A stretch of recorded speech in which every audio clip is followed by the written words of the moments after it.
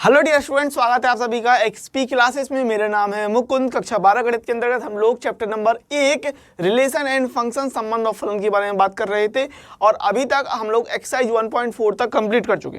अगर मैं बात करूं अध्याय 1 संबंध और फलन की, तो आपका जो पूरा फंडामेंटल है, कॉन्सेप्ट है, वो पूरा क्लियर हो चुका है। यहाँ से हम लोग मिसलिनियस की तरफ बढ़ने वाले हैं, विविध उदाहरण एंड विविध प्रश्नावली की तरफ। और मैं आपको बता दूं कि विविध उदाहरण और विविध प्रश्नावली मोस्ट इंपोर्टेंट होते हैं। इनसे बहुत सारे सवाल आपके जो बोर्ड एग्जाम में होते हैं, लॉन्ग में, 5 नंबर में, 6 नंबर में, इस तरीके से फंसते हैं। तो इस बात को ध्यान रखिए, विविध उदाहरण और विविध प्रश्नावली हर हाल में आपको अच्छे से समझ लेना है। इस बात को ध्यान दीजिए। जो नहीं लगाता है उसके लिए दिक्कत है, बाकी का जो मैथ से पास होने के लिए कर रहा है वो उसके लिए अलग चीज़ है, वो ना भी करे तो कोई दिक्कत नहीं। लेकिन यहाँ पर हम बात कर लेते हैं कॉन्सेप्ट आपने क्या क्या सीखा है। एक तो संबंध के प्रकार 1.1 में, देन 1.2 में हमने फलन और फलन के प्रकार पढ़ा था, 1.3 में फलनों का संयोजन और व्युत्क्रमणीय फलन पढ़ा था, और 1.4 में हमने द्विआधारी संक्रिया 1.4 में हमने यहाँ पर सीख ली थी। तो कॉन्सेप्ट आपका ये पूरा हो गया। ये आपके 5 कॉन्सेप्ट थे, संबंध के प्रकार, फलन के प्रकार, व्युत्क्रमणीय फलन, फलनों का संयोजन और द्विआधारी संक्रिया। तो कुल मिला के ये आपने अच्छी तरीके से पढ़ लिया है। अब मैं बात कर लेता हूँ विविध उदाहरण की। तो विविध उदाहरण के अंतर्गत मोस्ट इंपोर्टेंट क्वेश्चन ये देख लीजिए, ये आपको करने हर हाल में। पहली बात तो उदाहरण नंबर 41 से उदाहरण 51, कुल मिलाकर 11 सवाल है। अब 11 सवाल में से भी मैंने आपको जो 9 सवाल दे दिए हैं इंपोर्टेंट भैया, ये इतने इंपोर्टेंट हैं कि हर बार आए हैं। और मैं आपको बता दूं, जो पहला आपका सवाल है 41 वाला, वो इतनी बार आया है, लॉन्ग में पूछा गया 8-8 नंबर में। ये 41 जो पहले ही उदाहरण आपको मिलेगा विविध उदाहरण के अंतर्गत, 41 वाला उदाहरण बहुत बार पूछा गया। अच्छे से देख लीजिए, और कुछ नहीं है, थ्योरी भरी है बस। तो उदाहरण 41, 42, 44, 45, 46, 47, 48, 49, 51 मैंने सारे करा दिए, 2 छोड़ दिए, एक तो 43 और एक 50। ठीक है, तो एक तरीके से सारे सवाल इंपॉर्टेंट है। अच्छे तरीके से इन लोगों को आपको देख लेना है, लगा लेना, और हम लोग आगे बढ़ेंगे ज़्यादा देर न लगाते हुए विविध उदाहरण के साथ। और चैनल को अभी सब्सक्राइब कर लीजिए, वीडियो को लाइक कर लीजिए, कमेंट्स करके बताइए कि ये जो वीडियो आपको मिलते हैं कितने यूजफुल साबित होते हैं। ठीक है, तो ज़्यादा देर न लगाते हुए बढ़ेंगे हम लोग विविध उदाहरण की तरफ।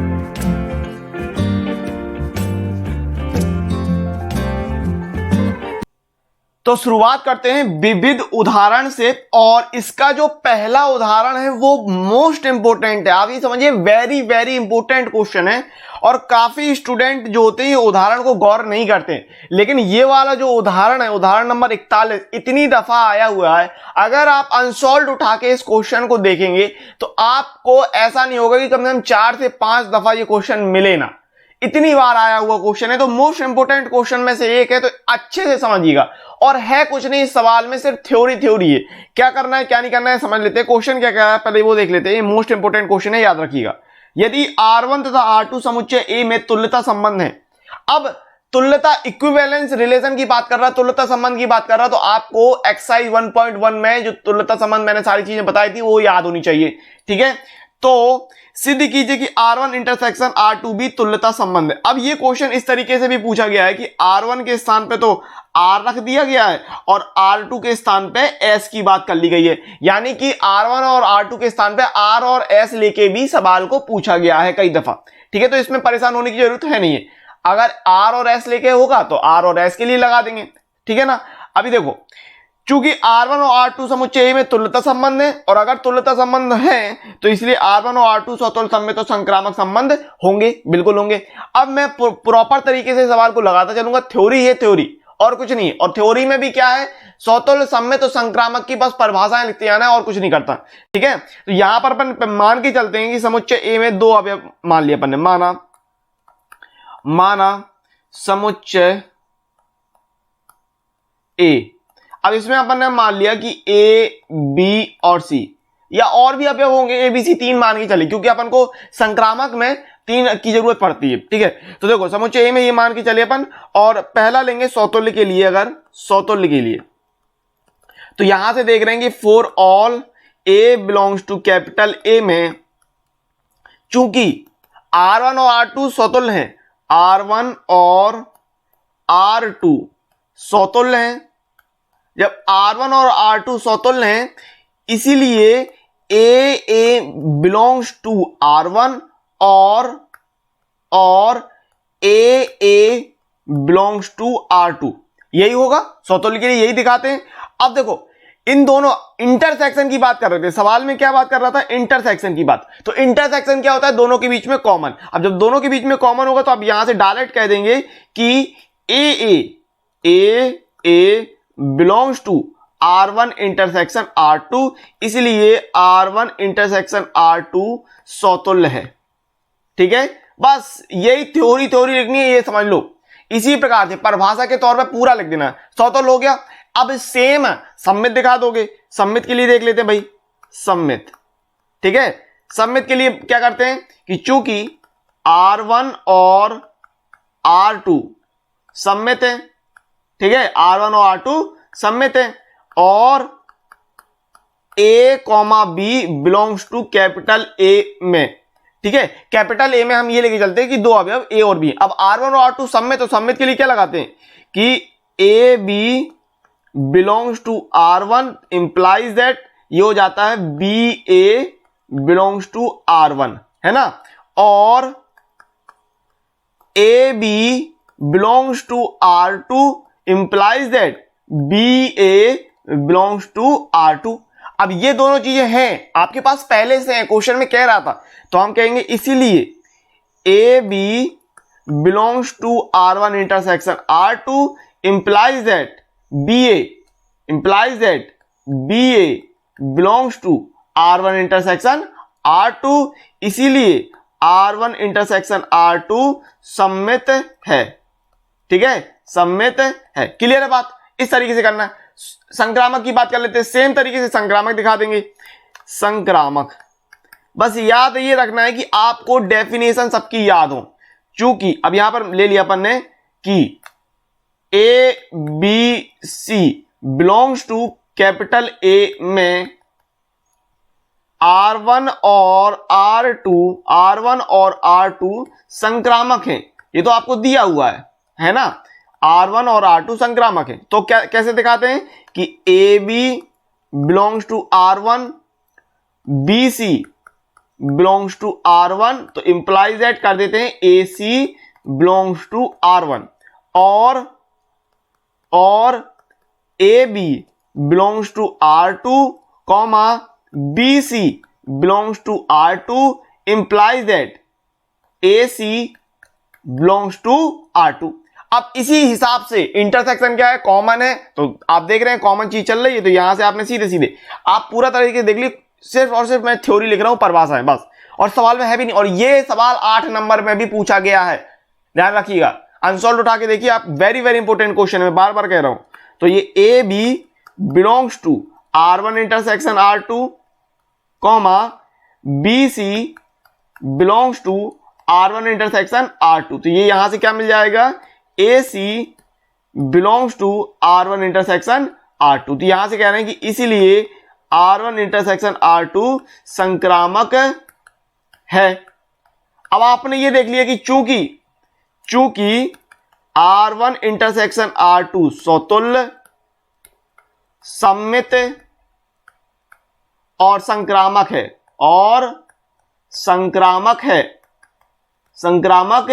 है, तो अतः सिद्ध है कि R1 इंटरसेक्शन R2 तुल्यता संबंध है।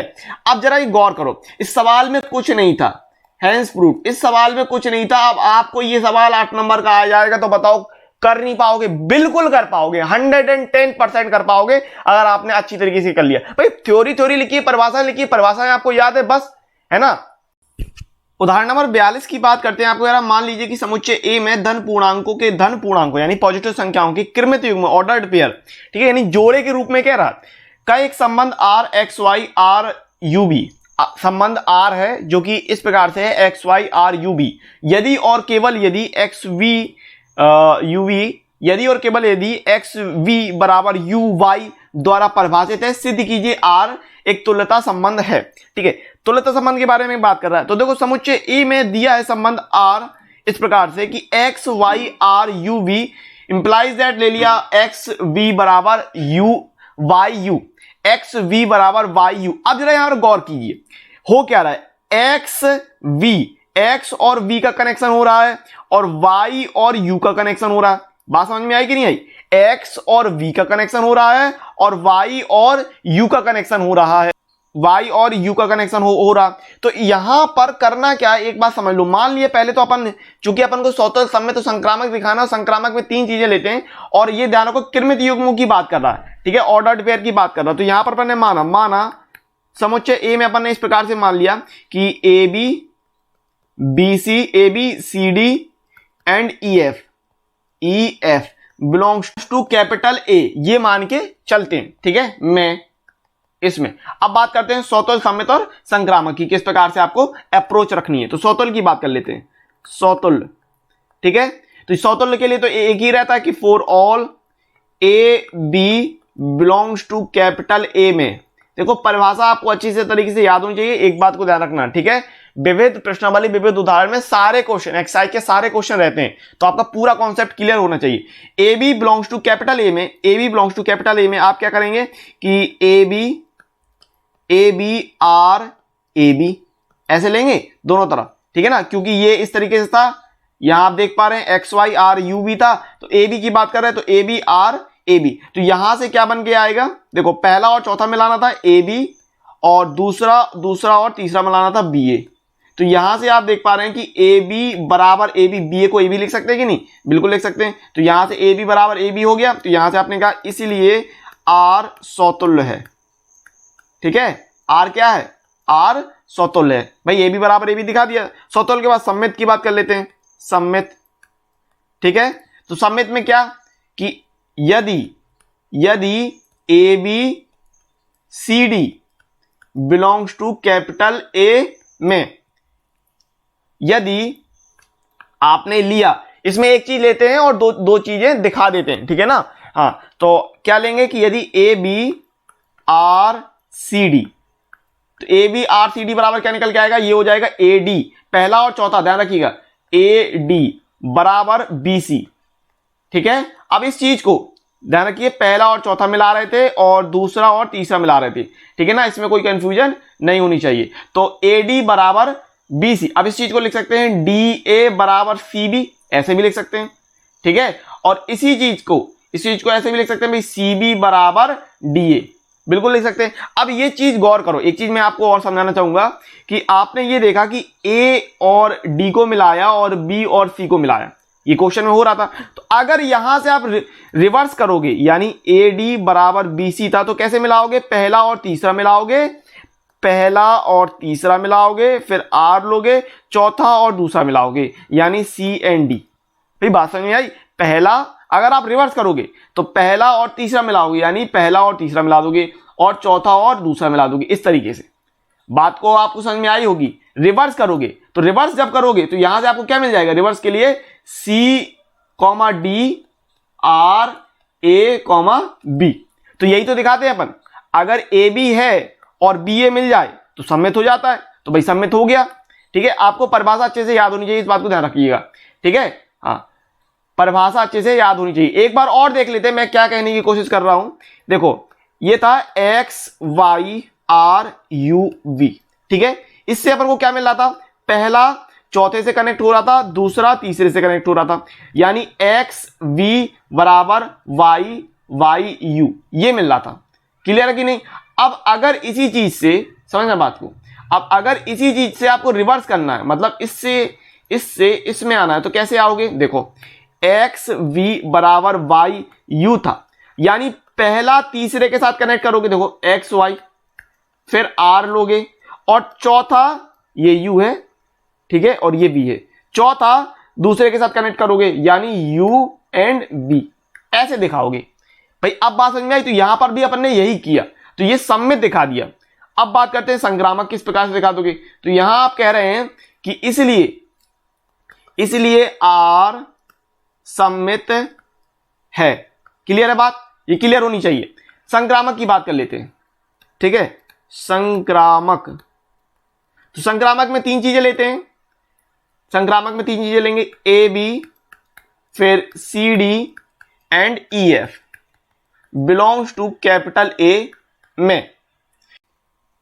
तो यहां से आप क्या ले लेंगे कि आपको पता है संक्रामक में दो चीजें लेते हैं, यदि A B R C D, A B R C D बराबर क्या ले रहे हैं, ए डी बराबर बी सी, पहला चौथा और दूसरा तीसरा कनेक्ट करना है, समझना, ठीक है।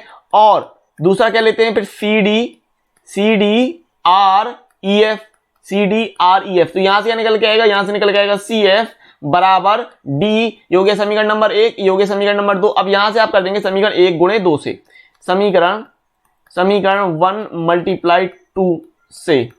अच्छा, ये फॉर्मूले आपको और परिभाषा आपको याद होनी चाहिए, स्वतंत्र समित संक्रामक की, तीनों की, तभी आपको ये सारी चीजें समझ में आएंगी, ठीक है ना।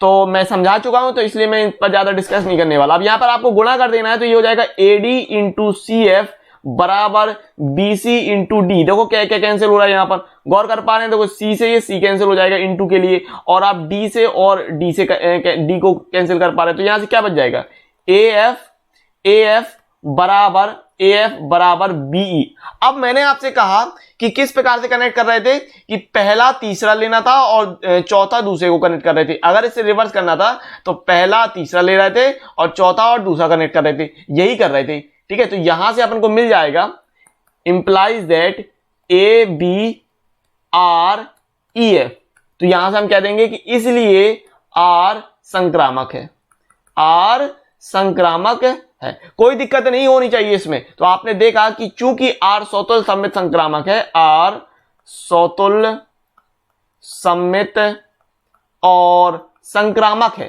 देखो भाई सब चीज समझ में आई कि नहीं आई, बिल्कुल। अगर किसी भी तरह की समस्या आती है रिवर्स करो, अच्छे से समझो। स्वतुल्य सम्मित संक्रामक है, इसलिए आर तुल्यता संबंध है, तुल्यता संबंध है, ठीक है। Hence proved. कोई भी समस्या रिवर्स करो, अच्छे से समझो और हर एक आपको प्रॉब्लम दूर। उदाहरण नंबर 43 की बात करते हैं, जरा ध्यान दीजिए। कह रहा है मान लीजिए कि x बराबर 1 2 3 4 5 6 7 8 है, 9 है, 1 2 3 4 5 6 7 8 9 है, ठीक है। मान लीजिए कि x में r1 आपको इस प्रकार से कह रहा है कि xy such that x minus y संख्या 3 से भाज्य। वो पेयर यानी वो जोड़े लेने हैं जहां पर 3 से भाग जा रहा है, ठीक है। द्वारा x माइनस y की बात कर रहा था, द्वारा प्रदत्त एक संबंध r1 है तथा R2 इस प्रकार से है कि XY such that XY subset of 147, ठीक है, XY उप समुच्चय है 147 का, या XY सबसेट है 258 का, या XY सबसेट है 369 का। द्वारा प्रदत्त X में एक अन्य संबंध R2 है। सिद्ध कीजिए कि R1 बराबर R2 है। R1 और R2 दोनों एक ही संबंध के बारे में बात कर रहे हैं, ये आपको सिद्ध करके दिखाना है। तो सबसे पहली बात जो दिया है वो लिख लेंगे, X दिया है, R1 दिया है और R2 दिया है, ये लिख लिया। अब इन सबको ओपन करते चलेंगे और देखेंगे कि R1 R2 बराबर हो रहे। तो R1 की बात कर लें। अब R1 को अगर आपने ओपन किया तो क्या क्या मिलेगा। पहली बात तो ये समझो कि R1 दिया है x माइनस y, मतलब x माइनस y को घटाना है, संख्या 3 से विभाज्य। अब संख्या 3 से विभाज्य, तो अगर आपने 1 को पकड़ा तो 1 के साथ क्या क्या कनेक्शन दिखाओगे, क्योंकि 1 के साथ आप 1 ले लोगे, क्योंकि 1 माइनस 1, समझना, 1 माइनस 1 0 होता है और 0 में 3 का भाग जाएगा, 0/3, 0/3 ये सही है, ठीक है। इसके साथ 1 के साथ और क्या आएगा, 4 आएगा, क्योंकि अगर आपने 1 माइनस 4 किया तो -3 आएगा और -3/3 भाग जाएगा, -3 में 3 का भाग जाता है। और 1 का कनेक्शन आप 7 से कराओगे, क्योंकि 1 माइनस 7 करोगे तो -6 मिलेगा, -6/3, ये भी बात सही है। तो 1 का कनेक्शन किससे हो रहा, 1 4 7 से। इसी प्रकार 2 ले लेंगे, इसी प्रकार 3 4 5 6 7 8 9 सबके लिए दिखाएंगे। तो R1 आपने यहां से डिकोड कर दिया। लेंदी सवाल हो जाएगा और कुछ नहीं है, सवाल बहुत सिंपल है, लेंदी है लेकिन सिंपल है। R1 को डिकोड करेंगे तो सबसे पहले 1 को पकड़ना है। 1 के साथ क्या आएगा, 1 4 7 आएगा। तो देखो 1 and 1 1 4 1 7, बात समझ गए। सबके साथ 3 3 लेके चलोगे और 9 है तो 9 3 27, इस तरीके से निकल के आएंगे अंक, अवयव।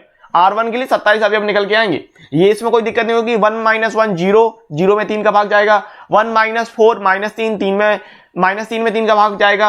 1 माइनस 7 -6 आएगा और -6 में भी 3 का भाग जाएगा। अब 2 को पकड़ेंगे तो आप देख पाएंगे 2 के साथ क्या कनेक्शन आएगा। देखिए पहली बार 2 के साथ 2 आएगा, ठीक है, फिर 2 के साथ 5 लेंगे एंड 2 के साथ 8 लेंगे।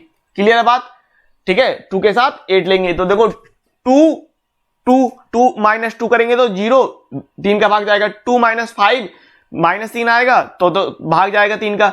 2 - 8 करेंगे तो -6 मिलेगा, जिसमें भी 2 का भाग जाएगा। 3 को पकड़िए तो ये कितना आएगा, 3 3, फिर 3 6, 3 9, ठीक है। 4 के साथ क्या लेंगे, 4 1 4 4 4 7, इस प्रकार से चलता जाएगा। 5 में 5 2 और 5 5, ठीक है, 5 2 5 5, ओके। 5 एंड 5 एंड 5 के साथ 5 8, ठीक है। 6 में 6 3 6 3 6 6 एंड 6 9। 7 में 7 7 1 7 1 7 4 एंड 7 7, और 7 के बाद 8 में तो 8 2 8 5 एंड 8 8, ठीक है। अब 9 की बात कर लेते हैं तो 9 3 9 6 एंड 9 9। अब कोई भी पेयर उठा के देख लो, 27 पेयर बने ये टोटल आपके।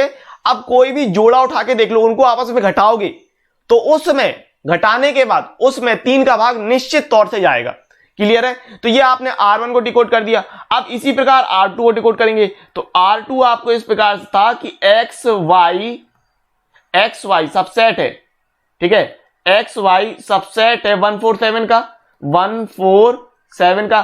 तो यहां से क्या निकल के आना है, ये निकल के आना है 1 1 1 1 1 4 1 7, फिर 4 1 के लिए 4 1 4 4 4 7, फिर 7 के लिए निकल के आएगा 7 1 7 4 एंड 7 7, ये निकल के आएगा।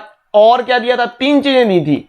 और एक्स वाई सबसेट है, एक्स वाई सबसेट है 258 का, 258। तो अभी आप ये जान पाए होंगे कि हम कर क्या रहे हैं। आपने निश्चित तौर पे जान लिया कि R1 और R2 निश्चित तौर पे बराबर हो रहे हैं। अगर आप थोड़ा सा दिमाग लगा पा रहे हो तो R1 और R2 खुद में बराबर हो रहे हैं। सवाल बहुत ही बेकार है, बस लिखते जाना है और कुछ नहीं, ठीक है। इस तरीके के सवाल ऐसे ही होते हैं। तो ये हो जाएगा 2 2 एंड 2 5 2 8, सबसेट की बात कर रहा था ना। एंड क्या बनेगा, 5 2 बनेगा, 5 5 आएगा, सबका आपस में कनेक्शन करना। 8 आएगा 5 8, एंड 8 के साथ 8 2 आएगा, 8 5 आएगा एंड 8 8 आएगा। ये हो गया। और एक चीज और दी थी, और एक्स वाई सबसेट था 3 6 9 के लिए। तो यहां से आपने देखा कि क्या निकल के आएगा, 3 3 3 6 3 9 एंड 6 3 6 6 एंड 6 9, ठीक है। And 9 3 9 6 and 9 9। अब आप ये चीज देखो, किताब में उतनी अच्छी तरीके से नहीं होगा जितना अच्छी तरीके से मैंने आपको बता दिया है, इतनी क्लियर तरीके से। अब आप गौर कर लो, ये तो था R1, ये था पूरा आपका R1, ठीक है। ये R1 दिया था, पूरा दिया था कि नहीं, ये था पूरा R1, क्लियर है। और R2 आपने निकाला तो देखो R2 ये निकला और ये निकला, और यहां से R2 आपने इतना और निकाला। तो 9 9 के पेयर बने जो कि 27 होते हैं। ऊपर भी R1 के लिए भी 27 थे, R2 के लिए भी 27 थे। तो निश्चित तौर पे आपने कहा कि अतः, बस सीधे सीधे कर देना, अतः सो फाइनली R1 बराबर R2 हैंस प्रूव्ड। बस देखो क्या था, सवाल में कुछ नहीं था और आपको अच्छी तरीके से ही समझ में आया होगा, है ना। तो बस यही करना है। उदाहरण नंबर 44 की बात कर लेते हैं। बहुत ही ज्यादा सिंपल सवाल, मैं कहूंगा कि इससे ज्यादा रद्दी सवाल आपको नहीं मिलेगा, ठीक है। हो क्या रहा देख लीजिए। मान लीजिए कि f such that x tends to y एक फलन है। x में r बराबर ab सच दैट fa बराबर fb द्वारा प्रदत्त एक संबंध r परिभाषित कीजिए। जांच कीजिए कि क्या r एक तुल्यता संबंध है, ठीक है। ये आपको इस प्रकार से कह रहा है। तो जो दिया है सबसे पहले वो ले लेते हैं। क्या दिया है, फलन f such that x tends to y में आपको कह रहा है r बराबर ab सच दैट fa बराबर fb। बिल्कुल। अब अपन ने मान लिया, देखो स्वतुल्य समय तो संक्रामक दिखाने में जब आप संक्रामक दिखाते हो तो वहां पर 3 चीजें लेते हो, इसलिए अपन ने मान लिया, माना x बराबर abc एक समुच्चय है, ठीक है। स्वतुल्य की बात कर लेते हैं। स्वतुल्य में आप कह रहे हैं कि for all a belongs to capital X में आप ले रहे हैं a belongs to capital R। अगर ये है तो क्या दिखाएंगे भाई, आप बताएंगे कि एफ ए बराबर एफ ए, ये बात सही है, एफ ए बराबर एफ ए, क्योंकि आपको ये दिया था एफ ए बराबर एफ बी। अब स्वतुल्य में एक ही चीज लेते हैं, ए और ए, तो यहां से हो जाएगा एफ ए बराबर एफ ए। तो आपने कहा कि इसीलिए आर स्वतुल्य है, आर स्वतुल्य है, ठीक है, दिखा दिया। सममित की बात कर लेते हैं, सममित, ठीक है, सममित की बात कर लेते हैं। तो यहां पर लिया कि A B belongs to capital X में, A B belongs to capital X में यदि A B belongs to R, तो यहां से अपन को क्या मिलेगा, एफ ए बराबर एफ बी। अब एफ ए बराबर एफ बी को अपन लिख सकते हैं भाई ऐसे भी, एफ बी बराबर एफ ए बिल्कुल लिख सकते हैं, एफ बी बराबर एफ ए। और अगर आपने एफ बी बराबर एफ ए किया तो आप कहेंगे B A belongs to R. तो देख पा रहे हो आप कि A B belongs to R था and B A belongs to R दिखा दिया। इसका मतलब क्या कि आर सममित है, इसीलिए आर सममित है, नो प्रॉब्लम, है ना। संक्रामक भी इसी प्रकार दिखा देंगे, संक्रामक। तो संक्रामक में तीन चीजें लेते हैं कि A B C belongs to capital X में यदि, यहां दो चीजें लेंगे, तीसरी चीज दिखा देंगे, यदि A B belongs to capital R, A B belongs to capital R, इसका मतलब क्या कि एफ ए बराबर एफ बी, समीकरण एक ले लेंगे, ठीक है। और ए बी के बाद बी सी लेना है, B C belongs to capital R में यहां पर बनेगा एफ बी बराबर एफ सी, ये हो गया समीकरण नंबर 2। अब आप देख पा रहे हैं निश्चित तौर पे समीकरण 1 और 2 से, समीकरण 1 व 2 से क्या हो जाएगा, 1 और 2 से निकालेंगे तो ये निकल के आएगा एफ ए बराबर एफ सी। कर सकते हैं कि नहीं, क्योंकि दोनों में एफ बी कॉमन था, तो एफ ए बराबर एफ सी कर सकते हैं। तो यहां से आप कह रहे हैं कि ए सी बिलोंग्स टू आर, यानी इसीलिए आर संक्रामक है, आर संक्रामक है। और आप यहां से कह रहे हैं कि चूंकि आर स्वतुल्य सममित और संक्रामक है, चूंकि आर स्वतुल्य सममित और संक्रामक है, और संक्रामक है, चूंकि आर स्वतुल्य सममित और संक्रामक है, इसलिए आर एक तुल्यता संबंध है, एक तुल्यता संबंध है। क्लियर है, हेंस प्रूव्ड है। कोई भी समस्या आती है आपको वीडियो को रिवर्स करके अच्छी तरीके से देखना है, ठीक है। और एक बात को याद रखो, मैंने जैसे पहले भी कहा कि विविध उदाहरण और विविध प्रश्नावली ऐसी चीज है जहां पर आपका पूरा कॉन्सेप्ट लगता है। आपने संबंध पढ़े हैं, आपने फलन पढ़ा है, आपने व्युत्क्रमणीय फलन पढ़ा है, आपने द्विआधारी पढ़े हैं, आपने संयोजन पढ़ा है फलनों का, तो ये सारी चीजें कंबाइन होकर इकट्ठा आएगा, इसलिए आपको पूरा कॉन्सेप्ट क्लियर होना चाहिए, ठीक है। उदाहरण नंबर 45 की बात करते हैं। आपको कह रहा है निर्धारित कीजिए कि समुच्चय आर में प्रदत्त निम्नलिखित द्विआधारी संख्याओं में से कौन सी साहचर्य है और कौन सी क्रम विनिमय है। साहचर्य और क्रम विनिमय के बारे में बात कर रहा है, ठीक है। आपके पास दो सवाल दे दिए और आपसे अगर मैं आपसे कहूं तो ये दोनों सवाल आपसे बन जाएंगे, क्योंकि बहुत ही ज्यादा सिंपल है। पहला सवाल कह रहा है ए स्टार बी बराबर 1। अब A B C D E F कुछ भी ले लो, हमेशा वो वैल्यू 1 कह रहा है। ए स्टार बी के लिए जो कुछ भी कह रहा है वो 1 कह रहा है। For all A B belongs to capital R, वास्तविक संख्याओं में। ए स्टार बी कह रहा है आपको A B A plus B upon 2 for all A B belongs to capital R. दोनों ही सवाल बहुत ही ज्यादा सिंपल है। पहला सवाल ले लेते हैं जो दिया है समुच्चय आर में ए स्टार बी बराबर 1 for all A B belongs to capital R, ये दिया। क्रम विनिमय की बात कर लेते हैं, ठीक है।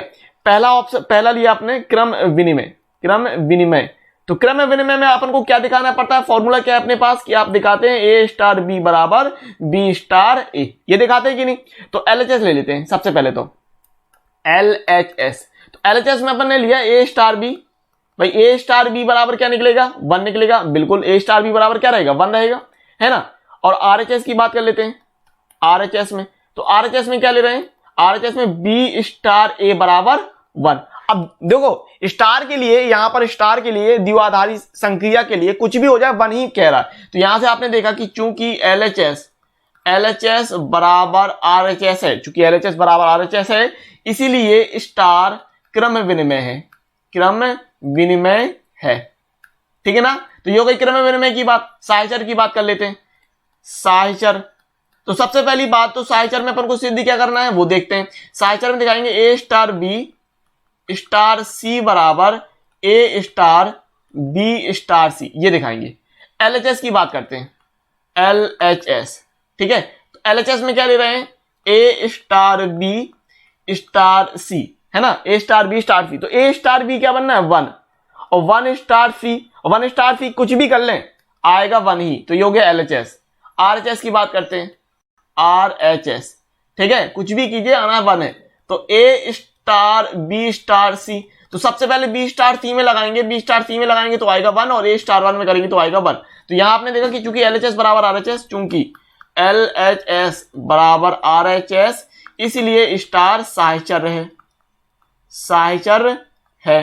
तो यहां से आपने दिखा दिया कि पहला वाला जो है वो क्रम विनिमय और साहचर्य दोनों हो रहा था, ठीक है। सेकंड वाले की बात करते हैं बी, तो सेकंड वाले में अपन को दे रहा था ए स्टार बी, ए स्टार बी बराबर दे रहा था ए प्लस बी अपॉन 2, ये दे रहा था। क्रम विनिमय की बात कर लेते हैं इसमें, क्रम विनिमय, ठीक है, क्रम विनिमय। अगर यहां पर अपन ने क्रम विनिमय की बात की तो कैसे कि आपको सिद्ध करना है ए स्टार बी बराबर बी स्टार ए। LHS RHS ले लेते हैं, LHS, तो LHS के लिए क्या दिखाना है कि ए स्टार बी क्या है भाई, ए प्लस बी अपॉन 2।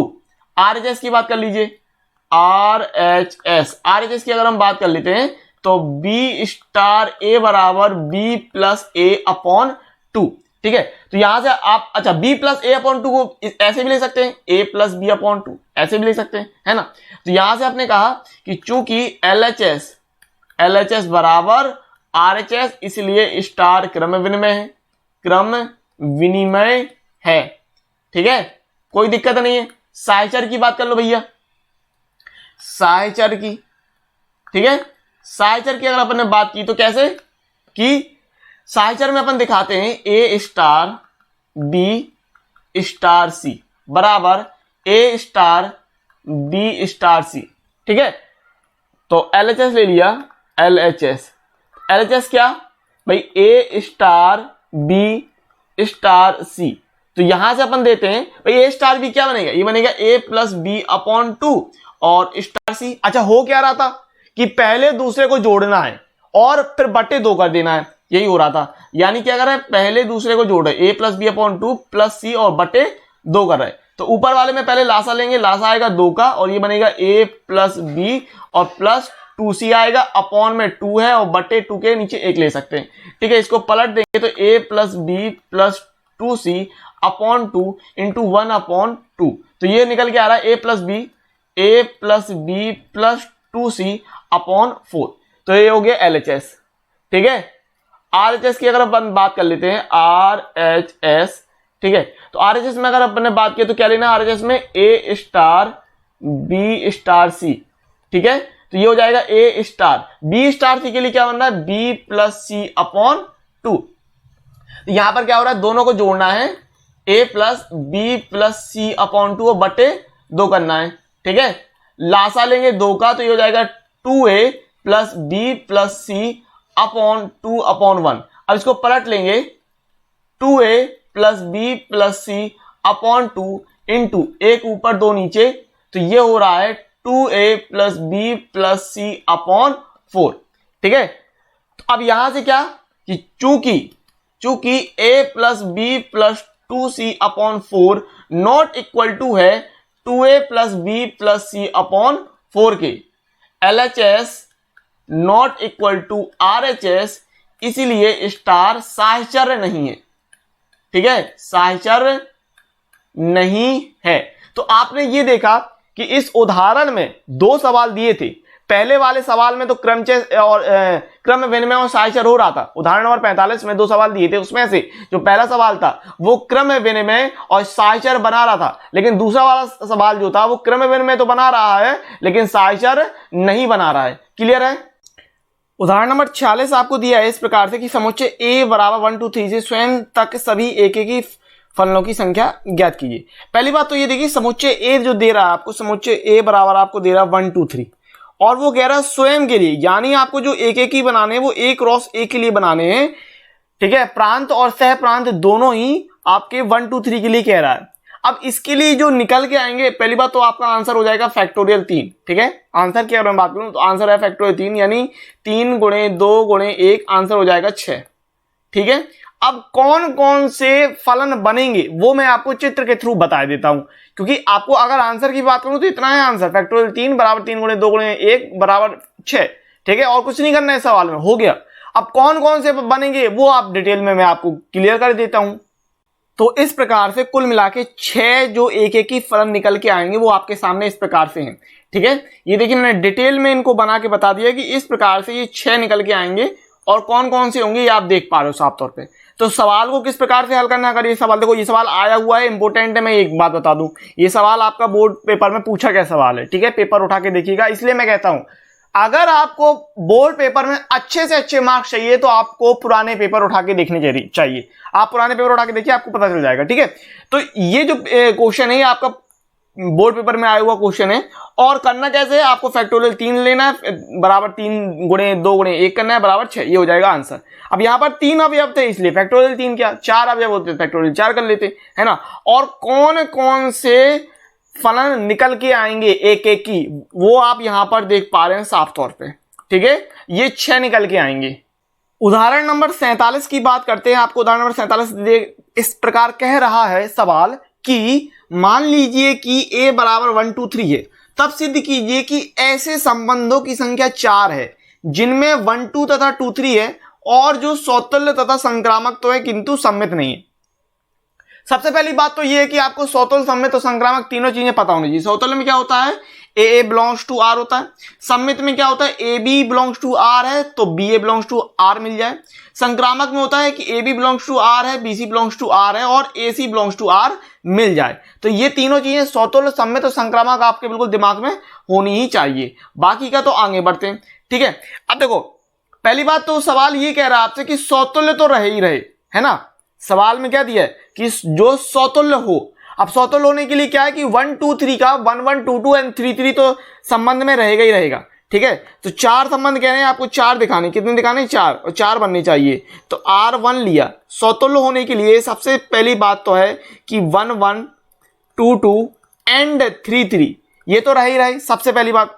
दूसरी बात, जिसमें 1 2 एंड 2 3 होना चाहिए, तो 1 2 ले लिया, 2 3 ले लिया। अब देखो सौतुल्य हो और संक्रामक हो, सम्मित नहीं होना चाहिए। बस सौतुल्य तो दिखा दिया अपन ने और संक्रामक दिखाना, यानी 1 2 है 2 3 है।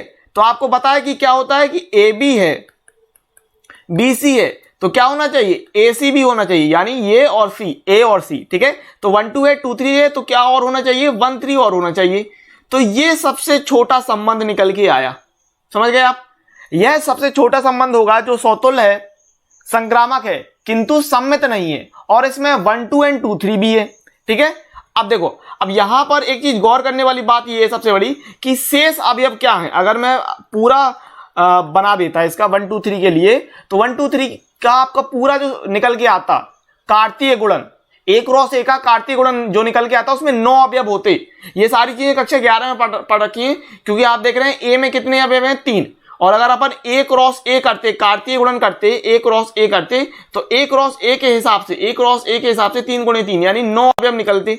यहां पर कितने अवयव हैं, 6 अवयव, यानी अभी आपके 3 अवयव और शेष हैं। तो शेष अवयव क्या है, शेष अवयव, शेष अवयव की बात कर लें। शेष अवयव कौन कौन से बचे, एक तो 2 1 बचा है, एक आपका 2 1 बचा है, एक 3 2 बचा है, एक 3 1 बचा है, ठीक है। ये 3 अवयव और हैं जो शेष हैं। तो अब इन्हीं में से अपन R2 R3 एंड R4 बनाएंगे। जरा गौर कीजिएगा, R2 की बात कर लूं तो सौतुल्य के लिए सबसे पहली बात 1 1, देखो ये जो R1 बना ना, ये सबसे छोटा बना, तो ये R1 तो पूरा रहेगा ही रहेगा, ठीक है। 1 1 2 2 3 3 ये पूरा रहेगा। 1 2 शामिल होना चाहिए, 2 3 शामिल होना चाहिए। अब अगर 1 2 2 3 है तो फिर 1 3 भी लेना पड़ेगा, क्योंकि अपन को संक्रामक भी दिखाना पड़ेगा। अब यहां पर अगर आपने 2 1 और जोड़ दिया, समझना बात को, 2 1 और जोड़ दिया, देखो 1 2 है 2 1 है, तो 1 2 2 1 से 1 1 भी अपने पास है, तो संक्रामक हो रहा है। लेकिन एक बात ध्यान दो, यहां पर 2 3 दिया कि नहीं दिया।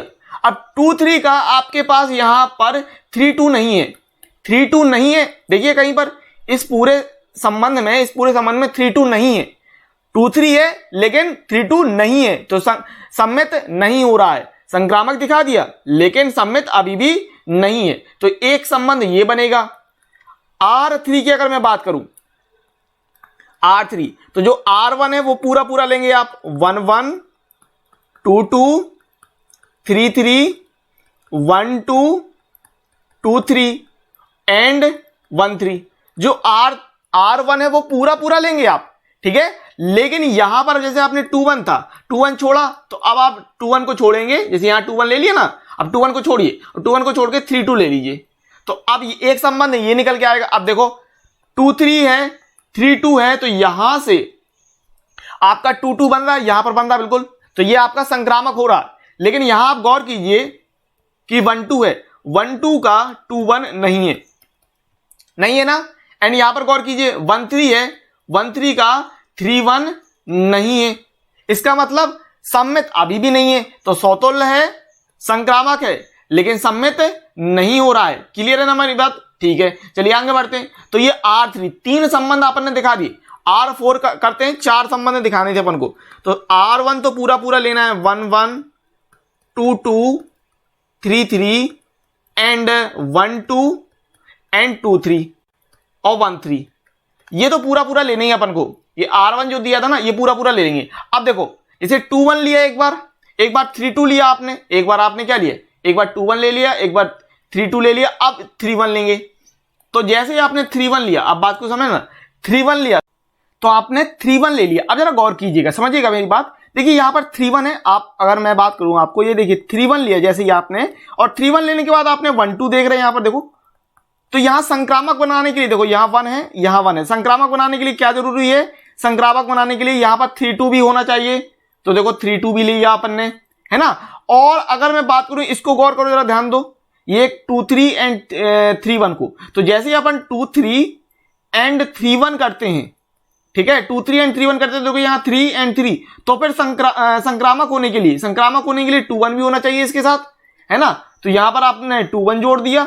अब इसका मतलब ये तो पूरा पूरा आपने जोड़ लिया, यानी कि अब ये सौतुल्य और संक्रामक है, लेकिन अब ये साथ में सम्मित भी हो गया, साथ में, क्योंकि आपको सौतुल्य चाहिए और संक्रामक चाहिए। लेकिन जैसे ही आप चौथा संबंध बनाने की कोशिश करते हैं, तो चौथे संबंध में सारे के सारे अवयव आ जाते हैं।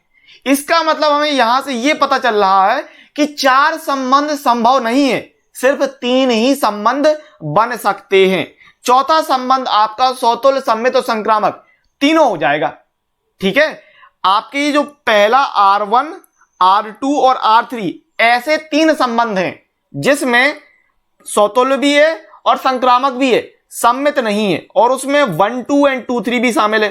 देखो 1 2 एंड 2 3 शामिल करने के लिए कहा था, तो 1 2 एंड 2 3 भी शामिल है R1 R2 R3 में, और वो सौतुल्य भी और संक्रामक है। लेकिन जैसे ही आप चौथा संबंध R4 बनाने की कोशिश करोगे, तो वो सौतुल्य और संक्रामक तो रहेगा, लेकिन वो पूरे बन जाएंगे। आप देखो यहां पर 9 के 9 आ गए, R4 में 9 के 9 अवयव आ गए, तो ये सम्मित भी हो गया। तो यहां से आप कह रहे हैं कि 4 संबंध संभव नहीं है, 4 संबंध बनाना संभव नहीं है, अतः अभीष्ट 3 संबंध ही बन सकते हैं। तो इस प्रकार से आप बता रहे हैं कि हम R1 में किन्हीं 2 युग्मों 2 1 या 3 2 को लेकर R2 या R3 बना सकते हैं, जैसे अपने R2 और R3 बनाया। लेकिन अवयव 3 1 को लेने पर संक्रमकता बनाए रखने पर शेष युग्मों को लेने को बाध्य होना पड़ेगा, ठीक है। जैसे आपने 3 1 लिया, तो फिर आपको अब 3 2 एंड 2 1 भी लेना पड़ा, क्योंकि संक्रमकता तो बनाए रखना है ना, संक्रामक जरूरी है, वो कह रहा था, ठीक है। और इस कारण R4 सम्मित भी हो जाएगा, और ये होना नहीं चाहिए था, सम्मित नहीं होना चाहिए। तो अतः अभीष्ट संबंधों की कुल संख्या सिर्फ 3 रहेगी, ठीक है, कुल संख्या 3 है। इस प्रकार से आपको समझना है। क्लियर है बात? अगले उदाहरण की तरफ बढ़ते हैं, और ये चीज समझ में आ गई होगी। कोई दिक्कत होती है रिवर्स करके अच्छे से समझ लेना, कोई दिक्कत नहीं होनी चाहिए। उदाहरण नंबर 48 की बात कर लेते हैं। सिद्ध कीजिए कि समुच्चय 1 2 3 में 1 2 तथा 2 1 को अंतर्विष्ट, यानी कि रखने पर, अंतर्विष्ट मतलब रखना, अंदर रखना, ठीक है, उसको लेने पर करने वाले तुल्यता संबंधों की संख्या 2 है। बहुत ही सिंपल सवाल है, देख लीजिए। देखो अब यहां पर अपन ने मान लिया कि माना a बराबर 1 2 3, ठीक है, माना a बराबर 1 2 3। तो पहली बात तो संबंध R1 अगर अपन ने बनाया, तुल्यता संबंध बनाना, इक्विवेलेंट, सौतुल्य, सम्मित और संक्रामक तीनों हो, तो सौतुल्य होने के लिए क्या जरूरी है, सौतुल्य होने के लिए 1 1 2 2 एंड 3 3 होना तो मस्ट है। 1 1 2 2 3 3 तो हो ही हो, ठीक है। उसके बाद वो कह रहा है कि 1 2 एंड 2 1 को भी लेना है आपको। तो 1 2 एंड 2 1 को आपने ले लिया। 1 2 एंड 2 1 को लेने पर आप देखिए ये एक तुल्यता संबंध बना देगा। क्यों? क्योंकि देखो सम्मित होने के लिए 1 2 है, तो 1 2 का 2 1 तो हो गया, सम्मित हो गया। और गौर कीजिए अगर 1 2 है एंड 2 1 है, तो यहां पर देखिए 1 एंड 1 1 1 भी तो है, ये रहा 1 1, ठीक है। तो संक्रामक भी हो रहा, तो इसका मतलब ये आपका सबसे छोटा तुल्यता संबंध हो गया। अब यहां पर एक चीज गौर करें कि शेष अवयव, यहां ये सबसे छोटा हो गया, ठीक है। अब यहां पर शेष अवयव क्या क्या है? शेष अवयव निकालने से आपको फायदा ये होता है कि आपको एक आइडिया मिल जाता है कि अब क्या क्या हो सकता है। तो शेष अवयव की अगर मैं बात करता हूं तो ये बचे आपके 2 3, ठीक है। एक तो ये आपका 2 3 बच गया है, ठीक है, एंड 1 3 बच गया है, 1 3 बच गया है, और 3 के साथ मैं बात करूं तो 3 2 बच गया है, 3 1 बच गया। ये 4 जो हैं वो आपके शेष अवयव हैं। यहां पर इस सवाल के लिए अभी 4 अवयव, 4 जो हैं वो शेष अवयव है, ठीक है। यही 4 हैं, और कोई तो नहीं है, नहीं है, बिल्कुल नहीं, और कोई नहीं। क्लियर है बात? आगे बढ़ते हैं। देखो अब अगर R2 बनाते हैं, R2 बनाते हैं तो समझना, अगर आपने 2 3 लिया, समझना, अगर आपने 2 3 लिया तो सम्मित रखने के लिए आपको 3 2 भी लेना पड़ेगा, ठीक है। और अगर आप देखना, अगर आपने ये लिया तो फिर 1 2 है, 1 2 लिया एंड 2 3 लिया, तो फिर आपको संक्रामक निकालने के लिए 1 3 लेना पड़ेगा, 1 3 लेना पड़ेगा। और जैसे ही आप 1 3 लेंगे तो आपको 3 1 भी लेना पड़ेगा। तो इसका मतलब यहां पर जो R2 आएगा ना, वो सभी 9 अवयवों से मिलकर आएगा, ठीक है। सभी 9 अवयव आएंगे इसमें। देखो कौन कौन से, 1 1 2 2 3 3 1 2 2 1, ये तो सबसे छोटा हो गया। इसके बाद जो R2 आना है उसमें अगर आपने एक अवयव भी जोड़ा, 2 3 भी जोड़ा, इंक्लूड किया, तो आपको मजबूरी में बाकी 3 भी लेने पड़ेंगे, ठीक है। क्यों लेने पड़ेंगे? देखो जैसे ही आप 2 3 लेंगे, समझना बात को, फिर से समझा रहा हूं, जैसे ही आप 2 3 लेंगे तो फिर आपको 3 2 भी लेना पड़ेगा, क्योंकि सम्मित दिखाना है, तो आपके पास 3 2 हो गया। लेकिन जैसे ही आपने ये लिया 2 3 लिया, तो आपके पास यहां पर देखो 1 2 है ना, तो ये 1 2 एंड 2 3, 1 2 एंड 2 3 की वजह से संक्रामकता दिखाने के लिए 1 2 एंड 2 3, फिर आपको क्या लेना पड़ेगा? 1 3 भी लेना पड़ेगा। और जैसे ही आपने 1 3 लिया तो फिर आपको 3 1 भी लेना पड़ेगा, बिल्कुल लेना पड़ेगा। तो चारों अवयव आ गए कि नहीं आ गए? बिल्कुल चारों अवयव आ गए। और ये क्वेश्चन मैंने अच्छी तरीके से समझाने की कोशिश की है, कोई दिक्कत है रिवर्स करके अच्छी तरह समझना, ठीक है। कोई भी इस सवाल में ये नहीं कह सकता कि समझ में नहीं आया।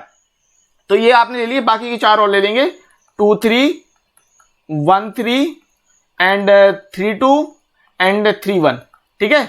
ये तो ये हो गए R1, ये हो गया, और R2 ये हो गए। 2 तुल्यता संबंध कह रहा था, तो ये रहे अभीष्ट 2 तुल्यता संबंध। तो यहां से आपने कह दिया कि अतः अभीष्ट तुल्यता संबंधों की संख्या 2 है, ये हो जाएगा आंसर है, यानी हैंस प्रूव्ड। सिद्ध करना था ना, 2 संबंध दिखाने थे, तो ये आपने R1 और R2 2 संबंध दिखा दिए। अगले उदाहरण की बात कर लेते हैं। उदाहरण नंबर 49 आपको इस प्रकार से कि सिद्ध कीजिए कि 1 2 में ऐसी द्विआधारी संक्रियाओं की संख्या केवल 1 है। देखिए ये ज्यादा खास क्वेश्चन नहीं है, इंपॉर्टेंट नहीं है, इतना गौर करने की जरूरत है भी नहीं। कह रहा है कि सिद्ध कीजिए कि 1 2 में ऐसी द्विआधारी संक्रियाओं की संख्या केवल 1 है जिसका तत्समक 1 है तथा जिसके अंतर्गत 2 का प्रतिलोम 2 है, ठीक है। समझना, आप चाहो तो इसको समुच्चय x मान लेंगे या a मान लेंगे, तो समुच्चय x बराबर 1 2 मान लिया। माना द्विआधारी संक्रिया स्टार में, अब वो कह रहा है कि ऐसी द्विआधारी संख्या आपको सिद्ध करना है कि द्विआधारी संक्रियाओं की संख्या केवल 1 है, ठीक है। ये चीज सिद्ध करके दिखानी है, और जिसका तत्समक 1 है और प्रतिलोम 2 है, ये समझना। तो यहां पर अपन क्या करते हैं कि जो एक स्टार ले ले द्विआधारी संक्रिया, वो इस प्रकार से है कि 1 2 क्रॉस 1 2 टेंस टू 1 2, इस प्रकार से, ठीक है। अब अगर मैं वेन डायग्राम की मदद से आपको हेल्प से आपको इसको समझाऊं, तो आप यहां पर ले रहे हैं, देखना यहां पर जो प्रांत है, प्रांत कितना निकल के आएगा? प्रांत निकल के आएगा 1 1 2 2 एंड 1 2 एंड 2 1, ये तो हो जाएगा प्रांत। और यहां पर ये सह प्रांत यानी 1 एंड 2। तो अगर मैं कनेक्शन करने की देखूं, तो आप अगर एक द्विआधारी संख्या स्टार लेते हैं और स्टार को मान लिया अपन ने गुणा, मान लो स्टार को अपन ने गुणा माना, तो देखना 1 गुणे 1 करोगे तो कितना मिलेगा? 1, ठीक है। 1 गुणे 2 करोगे तो मिलेगा 2, एंड 2 गुणे 1 करोगे तो मिलेगा 2, ठीक है। और तत्समक क्या होता है? तत्समक होता है, तत्समक की अगर मैं बात करता हूं तो तत्समक क्या होता है? तत्समक होता है A स्टार E करें, A स्टार E करें तो हमें A मिल जाए। तत्समक क्या होता है, ए स्टार ई करें तो ए मिल जाए। तो यहां पर ई का काम क्या कर रहा है, यहां पर ई का काम 1 कर रहा है। तत्समक अवयव कह रहा था ना कि 1 है, तत्समक अवयव जिसका तत्समक 1 है। तो तत्समक 1 का मतलब ये नहीं कि तत्समक अवयव 1 है। तो यहां आप देखिए तत्समक अवयव 1 लेके चले, ई की वैल्यू 1 लेके चले, ठीक है। तो अगर ई 1 लेके चले तो यहां पर 1 है, तो यहां पर भी 1 है, यहाँ 2 है तो यहाँ पर भी 2 है, यहाँ पर 2 है तो यहाँ पर भी 2 है। इसका मतलब कनेक्शन आप इस प्रकार से दिखा रहे हैं कि 1 1 का 1 से एंड 1 2 का 2 से एंड 2 1 का भी 2 से। तो इस तरीके से आपने दिखाया कि जो तत्समक है, यहाँ से हमने कहा कि अतः तत्समक 1 है और प्रतिलोम 2 है। तो भाई प्रतिलोम की अगर मैं बात करूं, अगर आप प्रतिलोम की बात करते हैं तो प्रतिलोम के लिए मैंने क्या आपको सिखाया है कि प्रतिलोम होता है ए स्टार बी, समझना, प्रतिलोम होता है ए स्टार बी बराबर ई, है ना। तो अब गौर करो, एक चीज बची है। तो यहाँ अगर आपने इस प्रकार से दिया कि 2 स्टार 2 बराबर 1, ठीक है, क्योंकि तत्समक अवयव तो एक ही ले रहे थे ना। तो 2 स्टार 2 बराबर 1 कब होगा, ये इसके लिए मिला दोगे ऐसे। तो यहां आपने ये देखा कि तत्समक 1 है जिसके अंतर्गत, और प्रतिलोम कितना है, प्रतिलोम 2 है। तो आपने ये देखा कि प्रतिलोम कितना आया, प्रतिलोम 2 हो गया। संख्या 2 चीजें नहीं, यहां ये कंफ्यूज मत हो जाना कि 2 नहीं, संख्या, तत्समक अवयव 1 है, अवयव 1, संख्या 1, ठीक है। हाँ, और प्रतिलोम जो है वो 2 है, 2 संख्या, ठीक है, 2 चीजें नहीं। क्लियर है बात मेरी, 2 चीजों की बात नहीं कर रहा। तो यहां से आपने कहा था कि आपको सिद्ध करना था कि ऐसी द्विआधारी संख्याओं की संख्या केवल 1 है। तो अतः सिद्ध है कि द्विआधारी संख्याओं की संख्या केवल 1 है। तो यहां से आपने क्या बता दिया कि अतः अभी द्विआधारी संख्याओं की संख्या केवल 1 है, हेंस प्रूव्ड। ये हो गया, ठीक है। उदाहरण नंबर 50 पे आते हैं। उदाहरण नंबर 50 आपको इस प्रकार से कह रहा है कि तत्समक फलन in such that n tends to n पर विचार कीजिए जो in x बराबर x for all x belongs to capital N, जहां पर जो x है, स्मॉल x है, वो प्राकृतिक संख्या को दर्शा रहा है, द्वारा परिभाषित है। सिद्ध कीजिए कि यद्यपि in आच्छादक है किंतु निम्नलिखित प्रकार से परिभाषित फलन कह रहा है in plus in such that n tends to n आच्छादक नहीं है, ठीक है। ये आच्छादक नहीं है जबकि ये वाला आच्छादक है, ठीक है। और ये दे रहा है आपको इस प्रकार से कि in प्लस in x बराबर in x plus in x बराबर x प्लस x 2x, कुछ इस तरीके से उसने दे दिया है, ठीक है। तो अब यहां समझने की कोशिश करो, ये सवाल है क्या, कुछ नहीं, सवाल में बहुत ही सिंपल सवाल है। यहां पर 2 इक्वेशन दे दी इस प्रकार से कि पहला दे दिया in x बराबर x, ठीक है, और x for all x belongs to capital N के बारे में चर्चा कर रहा है, यानी कि वो ये कह रहा है कि प्राकृतिक संख्याओं की बात कर रहा है। अब प्राकृतिक संख्याओं की बात कर रहा है यानी यहां पर भी n है, यहां पर भी n है, और अगर आप मैं कहूं यहां 1 2 3 4 एंड सो ऑन, और यहां पर भी ले रहे हैं 1 2 3 4 एंड सो ऑन। तो आपको समीकरण क्या दिया था, अगर आप गौर करेंगे समीकरण आपको दे रखा है in x बराबर x, यानी कि अगर आपने x की वैल्यू कुछ भी पुट की, चूंकि x belongs to capital N है, x जो है कैपिटल N को बता रहा है, तो यानी कि x का मान आप कुछ भी रखते हो तो वहां से आपको जो वैल्यू मिलेगी, ये देखिए in1 बराबर कितना होगा 1, फिर in2 बराबर हो जाएगा 2, ठीक है, या इसको आप कहते हैं i3 बराबर 3, ऐसे भी बोल सकते हैं, और i4 बराबर 4, ऐसे भी बोल रहे हैं। यानी कि जो कनेक्शन हो पा रहे हैं वो आप स्पष्ट तौर से देख रहे हैं कि 1 का 1 से कनेक्शन, 2 का 2 से कनेक्शन दिखा रहे हैं, 3 का 3 से कनेक्शन एंड 4 का 4 से कनेक्शन दिखा रहे हैं। तो आप क्या कह रहे हैं कि ये जो in x है, ठीक है, ये आच्छादक है। यहां से आपने क्या कह दिया कि इसलिए in x बराबर x for all x belongs to capital N में आच्छादक है, ठीक है, आच्छादक है, ये आपने दिखा दिया। अब जो सेकंड कह रहा था, सेकंड ये कह रहा कि in प्लस in x बराबर 2x, ये अपन ने ले लिया, ठीक है। सेकेंड वाला आपको कह रहा है कि in प्लस in x बराबर 2x, ये आपको कह रहा है। यानी यहां पर भी आप अगर बात कर रहे हैं, यहां पर भी अगर हम n और n को ले रहे हैं, यहां पर आप देख रहे हैं 1 2 3 4 एंड यहां पर आपने ले लिया, यहां से एक मैं 4 हटा लेता हूं, कोई दिक्कत नहीं है, अभी समझिए 1 2 3 4 5 6, ठीक है, एंड सो ऑन, प्राकृतिक संख्याओं के बारे में अपन बात करें। तो यहां पर एक्चुअली में क्या हो रहा है कि जब आप x की वैल्यू रखेंगे तो ये in प्लस in यहां निकल के आएगा 1 इक्वल टू 2 गुणे 1 बराबर हो जाएगा ये 2, ठीक है। तो यहां पर क्या हो रहा है, 1 का कनेक्शन 2 से हो रहा है, फिर ये मैं कह रहा हूं in प्लस in x के स्थान पर 2 रखोगे तो यहां पर निकल के आएगा 2 गुणे 2 बराबर 4, तो अब ये हो क्या रहा है एक्चुअली में कि 1 का कनेक्शन आप कर रहे हैं 2 से, 1 का कनेक्शन आपने कर दिया 2 से, 1 का कनेक्शन 2 से हो रहा था, 2 का कनेक्शन 4 से हो रहा है, आप देख पा रहे हैं 3 का कनेक्शन 6 से होगा। इसी प्रकार आगे चीज बढ़ती जाएगी, ठीक है, 3 का कनेक्शन 6 से होगा। तो यहां आपने क्या देखा कि इस वाले समीकरण के लिए चूंकि in प्लस in x, ठीक है, बराबर 2x के लिए, ठीक है, या फिर for all x belongs to capital N, यहां पर लिखते हैं for all x belongs to capital N में विषम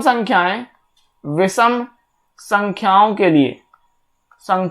लिए कोई पूर्व प्रतिबिंब, कोई आच्छादक के लिए पूर्व प्रतिबिंब लेते हैं कि नहीं, आपको ध्यान होगा, कोई पूर्व प्रतिबिंब प्राप्त नहीं हो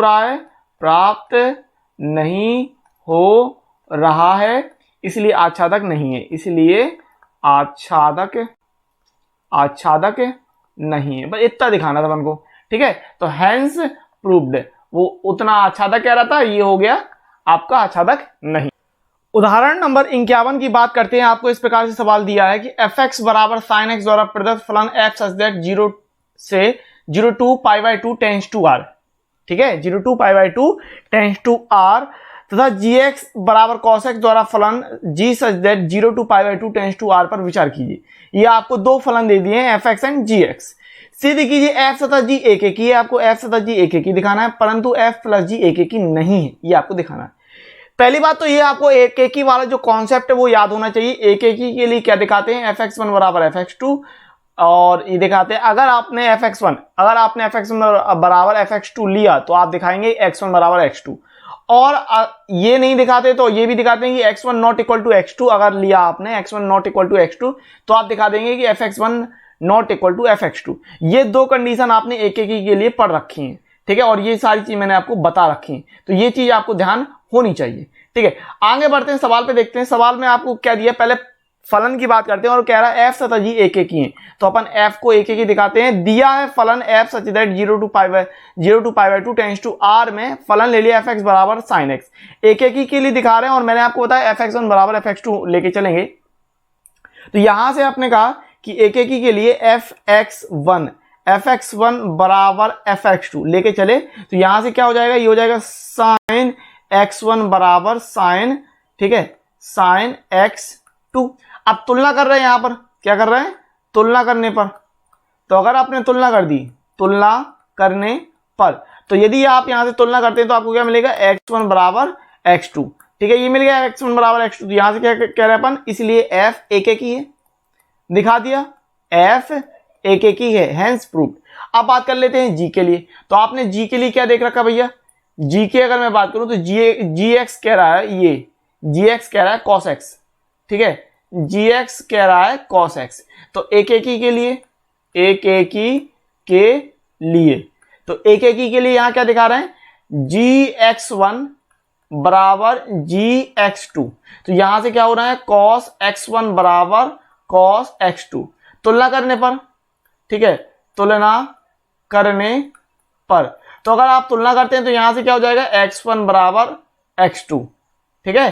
तो यहां से आप क्या कह रहे हैं कि इसलिए g एक एक ही है ना, g एक एक ही है, तो f एक एक ही दिखा दिया, g एक एक ही दिखा दिया, कोई दिक्कत नहीं है। अब बात करते हैं, वो आगे कह रहा था परंतु f प्लस g एक एक ही नहीं है, तो f प्लस g की बात कर लेते हैं, ठीक है, f प्लस g की बात कर लेते हैं, f plus g and x। तो ये क्या होता है, ये होता है भाई fx प्लस gx बन जाता है, यानी कि ये हो जाएगा sin x plus cos x। अब एक एक ही नहीं दिखा रहे हैं तो यहां पर ले लिया अपन ने एक एक ही के लिए, एक एक ही, तो एक एक ही के लिए क्या ले रहे हैं, अब आप यहां पर ये लेके चलिए कि x1 not equal to x2, माना नहीं दिखाना ना, तो याद रखिए मैंने पहले भी कई दफा कहा कि अगर एक एक ही नहीं दिखा रहे होते हैं तो सबसे अच्छा तरीका ये होता है कि आप वैल्यू मान के चलिए, ठीक है। तो माना x1 बराबर π/3 यानी 60 डिग्री, और x2 बराबर π/6, ठीक है, यानी 30 डिग्री, ठीक है। और ये क्यों वैल्यू ले रहे हैं, क्योंकि for all x belongs to 0 to π/2 ये आपको दे रखा था, है ना, 0 से π/2 के लिए दे रहा था, तो x1 π/3 एंड x2 π/6 ले लिया। तो अगर मैं यहां से बात करूं f plus g x1 x plus G x1, यानी कि ये हो जाएगा sign x1 plus cos x1। तो क्या कितनी वैल्यू निकल के आनी है यहां से, ये हो जाएगी sine pi by 3, sine pi by 3 plus cos pi by x1 के लिए कॉस पाई बाई 3। तो साइन 60, अब साइन 60 का मान कितना होता है, अंडर रूट 3/2 है ना। साइन 60 का मान अंडर रूट 3/2 और कॉस 60 का मान 1/2, ये हो जाएगा। और x2 की बात कर लें, और f प्लस जी x2, f प्लस जी x2, तो ये यहां से क्या बनना है, ये बनना है sign x2 plus cos x2। x2 कितना माना, पाई बाई 6, यानी कि sine pi by 6 plus cos pi by 6। अच्छा, पाई बाई 6 होता है 30 डिग्री, तो साइन 30 का मान कितना, 1/2, साइन 30 का मान 1/2 और कॉस 30 का मान अंडर रूट 3/2। अब इसी चीज को आप ऐसे भी लिख सकते हो, यहां पर चाहो तो इसको लासा ले लो, लासा लेके कर रहे हैं अंडर रूट 3 प्लस 1/2, और यहां से भी वैल्यू कितनी निकल के आ रही है, अंडर यहां पर अंडर रूट 3 प्लस 1/2। तो यहां पर आपने क्या गौर किया, क्या मैंने बताया था कि चूंकि x1 not equal to x2 लिया, लेकिन आप क्या दिखा रहे हैं कि f प्लस जी, आप क्या दिखा रहे हैं कि f प्लस जी x1 बराबर f प्लस जी x2, ये दिखा रहे हैं, है ना भाई। आपने x1 की वैल्यू पाई बाई 3 माना, x2 की वैल्यू पाई बाई 6, दोनों अलग अलग माने, लेकिन f प्लस जी x1 की वैल्यू निकली अंडर रूट 3 प्लस 1/2 और f प्लस जी x2 की भी वैल्यू निकली अंडर रूट 3 प्लस 1/2। तो यहां से आपने क्या कहा कि चूंकि x1 not equal to x2, और यहां दिखा रहे हैं कि f प्लस जी x1 बराबर f प्लस जी x2, इसका मतलब क्या कि f प्लस जी एक की नहीं है, इसीलिए f प्लस जी एक की नहीं है, ठीक है, हेंस प्रूव्ड। तो इतना आपको दिखाना था, ये हो गया हेंस प्रूव्ड। क्लियर है बात। तो अगर आपको किसी सवाल में कोई दिक्कत आती है, वीडियो को रिवर्स करके अच्छे सुनिए, देखिए, समझिए। इसके अलावा एक्सपी क्लासेस का ऐप भी लॉन्च हो चुका है, तो प्ले स्टोर में जाइए, उसको डाउनलोड कीजिए और वहां से आप अपने कोर्स को देखकर और भी अपनी तैयारी को इंक्रीज कर सकते हैं। तो जाइए, एप्लीकेशन को डाउनलोड जरूर कीजिए। तो इस तरीके से ये वीडियो यहीं पर समाप्त होता है। यदि वीडियो आपको अच्छा लगता है, वीडियो को लाइक शेयर कमेंट्स करना मत भूलिए। चैनल अगर आपने अभी तक सब्सक्राइब नहीं किया है तो क्या सोच रहे हो, कितनी क्या देर है, चैनल को अभी आप सब्सक्राइब कर लीजिए। मैं कुछ नहीं जानता हूँ, चैनल आपका सब्सक्राइब हो जाना चाहिए। बेल नोटिफिकेशन को ऑल सेलेक्ट कर लीजिए, और कोई भी क्वेरी हो, परेशानी हो, कमेंट्स के बॉक्स में बताइए, या फिर आप हमें सोशल मीडिया प्लेटफॉर्म पर भी मैसेज कर सकते हैं। लिंक आपको डिस्क्रिप्शन में मिल जाएंगे। अब मिलेंगे अगले वीडियो लेक्चर के साथ, तब तक के लिए पढ़ते रहिए, खुश रहिए, आगे बढ़ते रहिए।